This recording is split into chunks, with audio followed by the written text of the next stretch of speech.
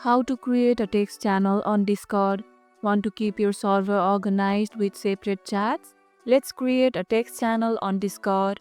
First, open Discord and head into your server. Hover over the category where you want a new channel and click the little plus icon. In the pop-up, make sure text channel is selected. Now give your channel a name, something short and relevant like announcements or memes.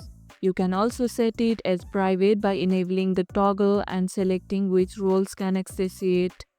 Once you are ready, hit create channel and there it is, your brand new text space ready for messages, images and links.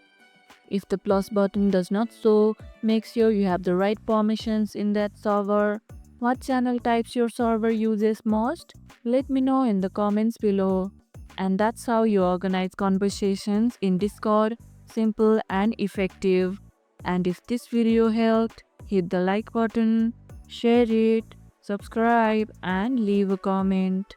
Thanks for watching and I'll see you in the next one.